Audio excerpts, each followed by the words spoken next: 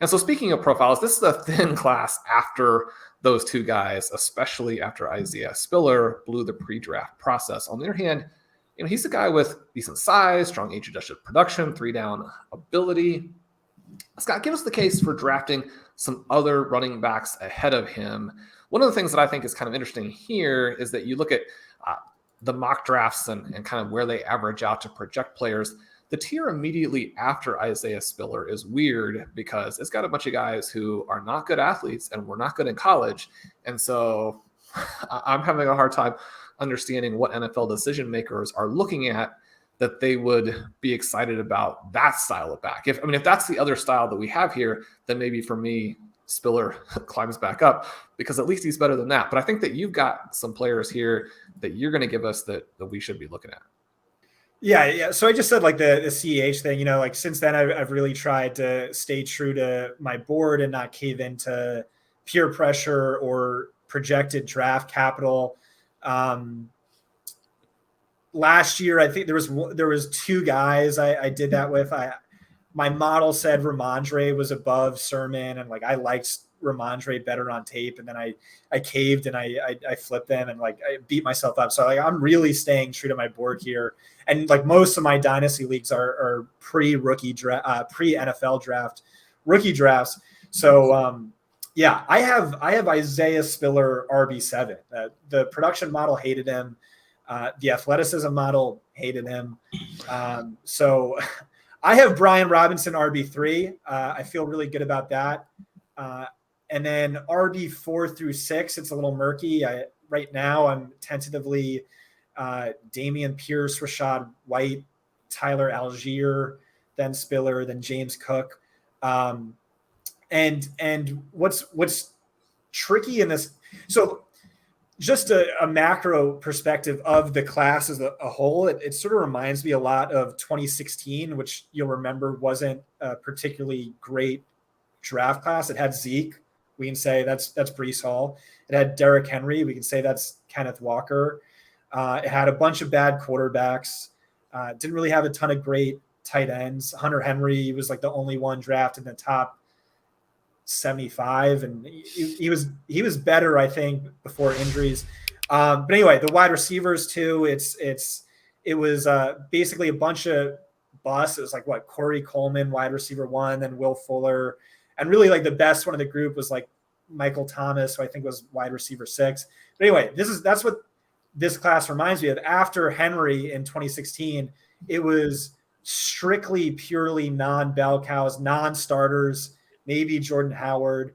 And so like this class, again, like it just feels like a lot of non-bell cows. I don't know if there's a single starter running back in this class, but maybe there is. But Brian, these are the guys I think have the best bull case argument. Brian Robinson, he's sort of like Alexander Madison 2.0 to me. The model liked his bell cow potential. Interestingly, I had Jim Nagy on my podcast, the director of the Senior Bowl. He said last year he thought Brian Robinson was better than Najee Harris. And he talked to people inside the Alabama building who felt the same way, which is just like, wow, crazy. And so my model had him RB3 before that. It was a decent enough combine relative to everyone else, didn't move him up. Dameon Pierce, my model hated him. But the thing is, so Lance Zierlein, his evaluation on Dameon Pierce, he said the fact that he only had 100 touches was a fireable offense for the coaching staff. And it turned out that coach did get fired. And so if I just doubled, that was the thing with Alvin Kamara too, where it's like, yeah, why was he RB3 on that Tennessee team? It made no sense. So in my model, if I just doubled his touches and production in his final season, he would have jumped all the way to RB3. So I naturally gravitate towards players with that kind of upside, that kind of argument I can make for them. A hyper elite by missed tackles forced per touch, hyper elite by missed tackles forced per reception, touchdowns per touch, like different stats like that. Efficiency was off the chains, but again, 100 touches. I actually asked Nagy about that. He said he heavily hinted that sometimes is the case where there's some guys in the locker room who make a lot of noise and threaten to transfer if they don't get their touches. I don't know. And then Rachaad White, really liked his bell cow potential, hyper elite, receiving efficiency, some of the best yards per route run since players like Christian McCaffrey and Curtis Samuel.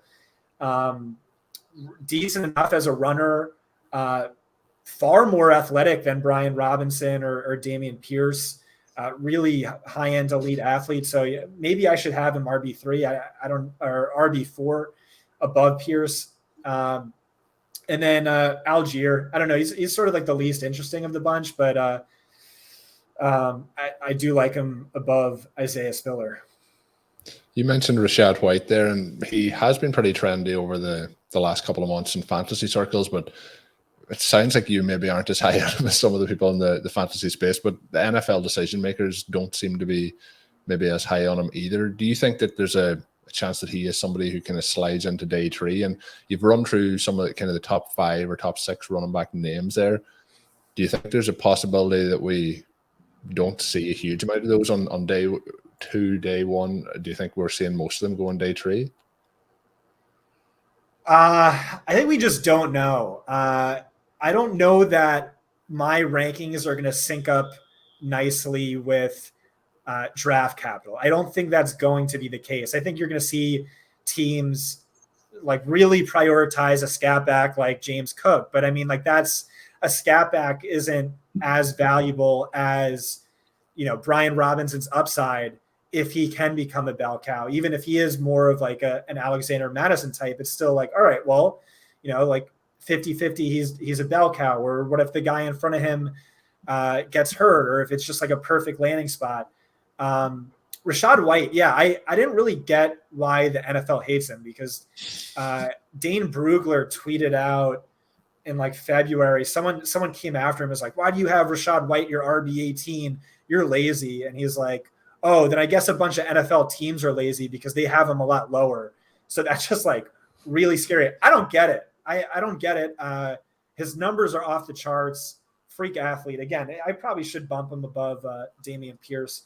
My rankings are a little outdated. The only negative I could come up with, and I really tried to come up with a strong negative to see what the NFL is seeing, is that his offensive coordinator, Zach Hill, in 6 seasons as an NCAA offensive coordinator, had absurd levels of production and hyper efficiency. He had Jeremy McNichols, way more volume, similar receiving production.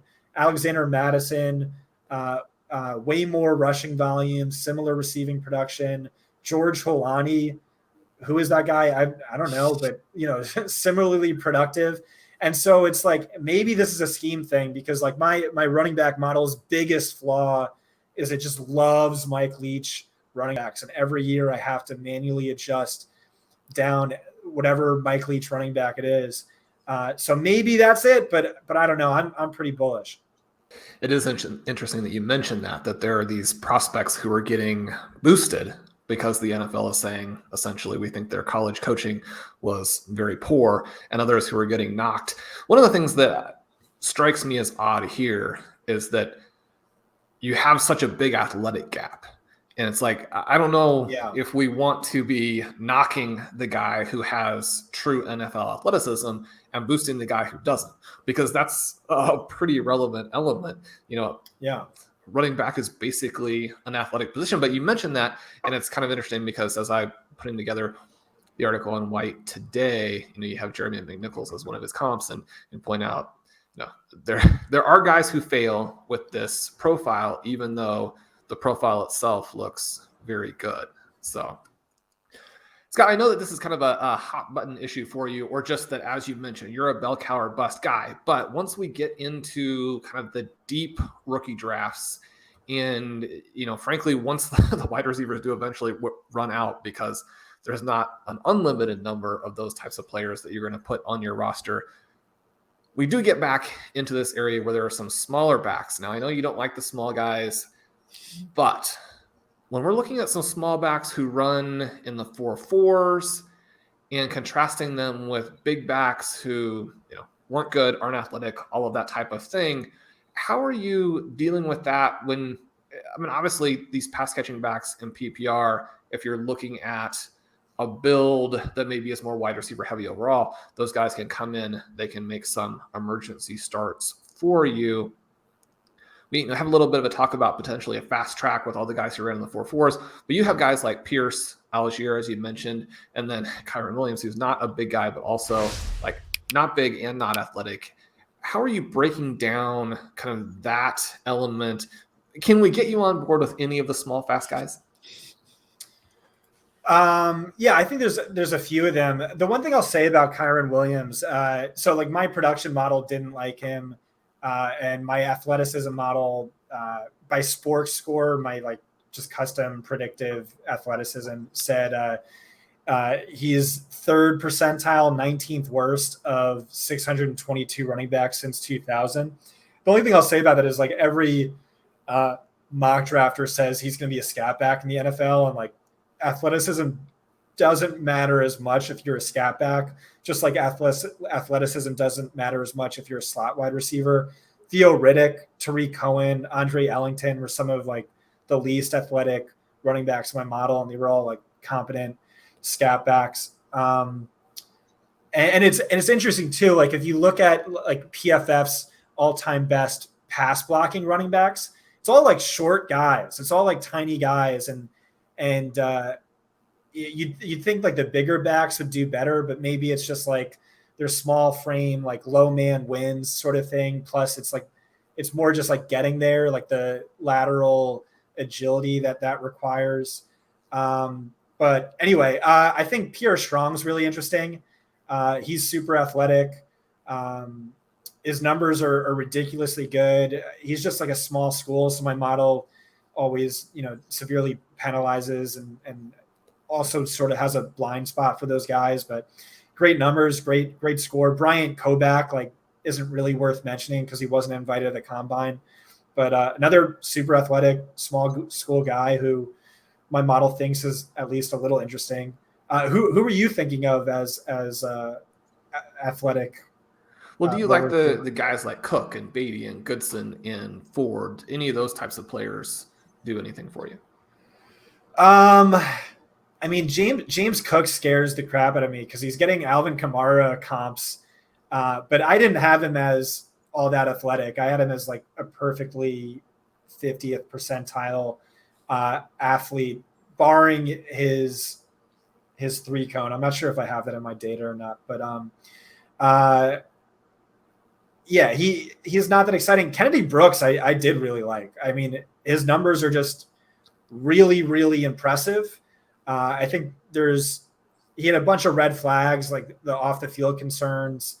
He's one of the oldest running backs in the class. He's a non-fact in the passing game.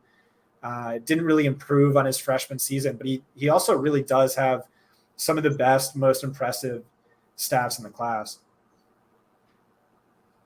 To tie things up, it's going to be hard to. You've gone through. You've kind of named most of the guys that we're going to be talking about, but we have it in the show notes as a must draft running back. So when it comes to fantasy, but I guess if you want to open that up, we can say who is your favorite running back in this draft class. So I'll give you an option 1 or an option 2, but yeah. Again, I'm not the right person for this.